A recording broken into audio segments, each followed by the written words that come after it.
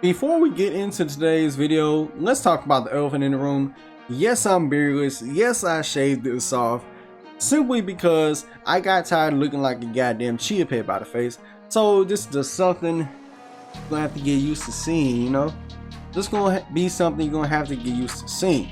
But with that out of the way, let's go ahead and get into it. Apparently, Cyberpunk 2077 just got like a whole slew of patch notes that just went live recently on CD Projekt's website, and my god, is it longer than my fucking shopping list. I just like it's just absolutely astounding how many things that gotta be fixed, from a whole shit ton of shit with the gameplay, with the world, with the quests. It's just ridiculous with the issues that was in this game that's getting fixed. Now this patch was supposed to come either earlier this month or last month. I forget when. They just said early this year. But it's like, even with all these patches, even with them fixing this game more and more, I just grow little desire to really return to this game. Because originally I was thinking, you know, oh, I'm gonna do a second playthrough, you know, have different choices, different outcomes. But really, it's just like I have little to no motivation to go back to that game. And it's not because of the game itself. I think the game itself is good, but I can get into that a bit later. It's just, bro, it's just the shit needed to fix this fucking game. The shit that was needed just to fix this fucking game. On top of the things just to fix this fucking game, you gotta pair that with the bullshit that went behind this game in terms of the upper management, not the developers. This is solely not on them. This is more so on the board and management. Like, this was a botch, and this is what you get when you try to overhype a game. And I'm more specifically talking at the CDPR stands right now. Y'all overhyped this shit. And granted, I was one of them. I can admit that I was one of them, because I'm like, yo, they can't do no wrong. I was with y'all. We were all in the same camp until this game came out. I beat this game on the most laughable version, the PS4 version, which I know people can say, how the fuck you managed to beat that on the PS4? It wasn't easy, and that's to say the least. Like, I tried to hold out, you know, keep dragging out the game up until, you know, I get my hands on the PS5, but even still, I don't have a PS5. And it just, I was like, you know, fuck it, I'll go ahead and beat it on the PS4. But it was like, bro, going from the first patch that they released to this one, or I ain't gonna say patch, I'm gonna say hotfix. It got a bit better as time went on, but in terms of performance, but my god, I feel bad for the people who got this game early. Like, the people who got this game early, pre-patch, pre-hotfix, boy, y'all were probably pissed. People who capped for this game extremely hard. Now granted, I'm gonna just, you know, give a disclaimer. There's nothing wrong with enjoying this game. If you truly love this game, that's fine, that's completely fine.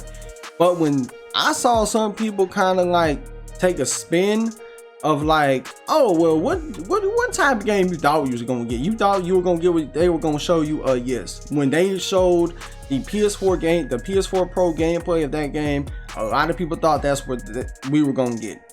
We thought, oh well, we thought we were gonna get a game that looked almost identical to the PS4 Pro version, and we didn't get that. Unfortunately, we didn't get that, and they ultimately paid the price for it with the backlash that they received, the well-deserved backlash that they received. It's mainly that.